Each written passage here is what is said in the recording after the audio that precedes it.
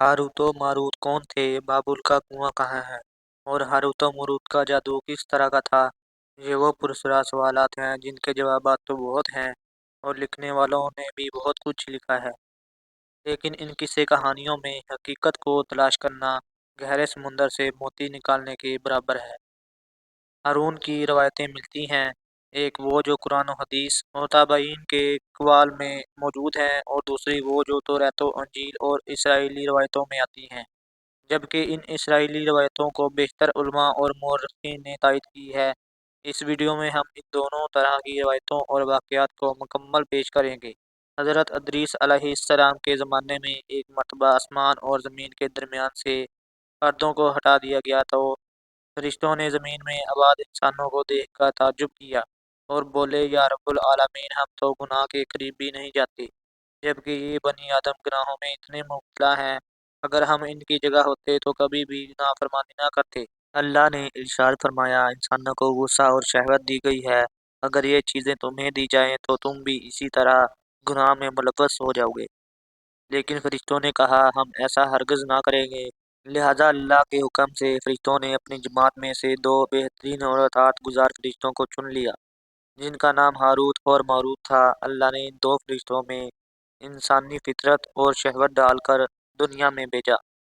वो शहर बाबल में दो खूबसूरत इंसान बनकर आए और काजी के काम पर मुकर्रर हो गए, जहाँ वो लोगों के दरमियान फैसले किया करते थे।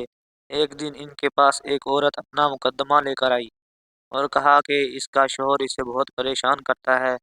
हारूत और मारूत ने जब इस औरत को देखा तो वो इसकी खूबसूरती और हुस्न से मरऊब हो गए और इस पर आशिक हो गए।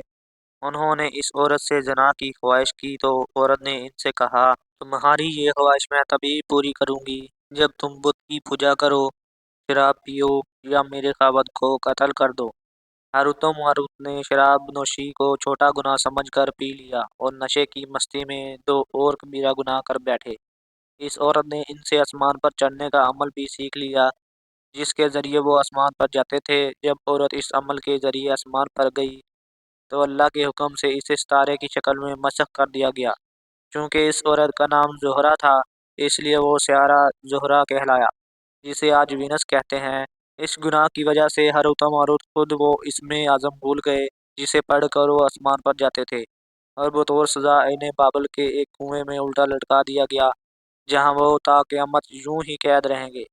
ये एक इसराइली रवायत है जिसे इमाम इब्ने कसीर और फ़खरुद्दीन राज़ी जैसे मुफस्सिरीन अफसाना और मनगढ़ंत कहानी करार देकर सख्ती से रद्द कर देते हैं। वहीं इमाम सयूती जैसे उलमा इस रवायत को मुस्तनद मानते हैं। हारूत और मारूत और बाबल के सिलसिले में एक और रवायत कसरत से बयान की जाती है, जिसके मुताबिक एक ज़माना ऐसा था जब शहर बाबल रुए ज़मीन पर तहज़ीब तमदन का मरकज़ था। यहाँ के लोग बातल खुदा की पूजा किया करते थे। ये लोग अपनी किस्मत इनसे वाबस्ता समझते थे, इसलिए इल्म नजूम और इल्म फ़ल्कियात में बड़े माहिर थे और सितारों की पूजा करते थे। ये लोग जादू, तंत्र मंत्र, सफली को बहुत अहमियत देते और इस अमल के ज़रिए माशरे में खूब फसाद फैलाते थे। ये लोग दलिस्म, जादू, तंत्र मंत्र में बहुत आगे बढ़ गए। इनमें बड़े-बड़े जादूगर मौजूद थे। इनकी तारीखी किताबों में जगह-जगह जादू और तंत्र मंत्र ही नज़र आता है। इनका जादू दूर-दूर तक मशहूर था। मुख्तसर ये कि इस शहर का बाशिंदा होना ही जादूगर होने की अलामत थी।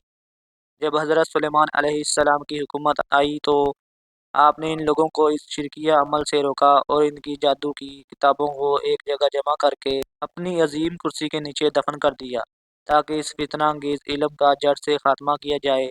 जब सुलेमान अलैहिस्सलाम की वफ़ात हुई तो शैतान ने इन किताबों को दोबारा खोद कर निकाला और लोगों से कहा कि सुलेमान पैगंबर नहीं था, बल्कि इन किताबों के ज़रिए हुकूमत किया करता था।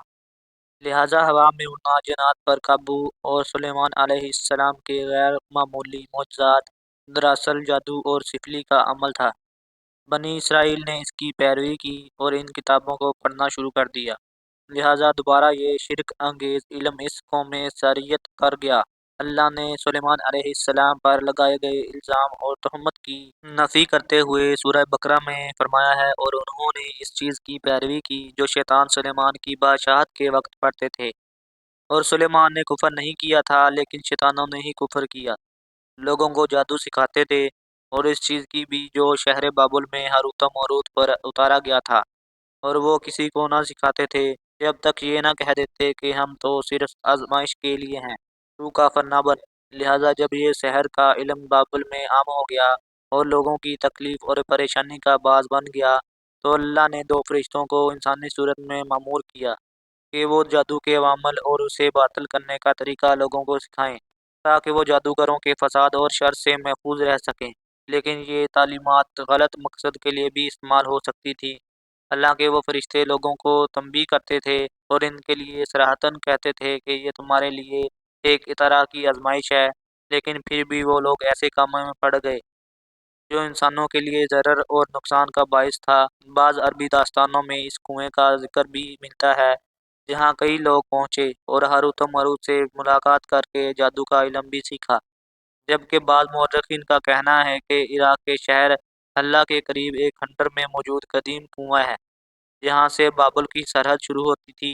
یہ اس کنویں کو ہی چاہے بابل قرار دیتے ہیں۔ بہرحال اس واقعہ سے یہ سبق ملتا ہے کہ سفلی اور جادو ایک شرکیہ عمل ہے، مگر یہ کہ اس کا استعمال فساد اور شر پسندی کی خاتمے کے لیے کیا جائے۔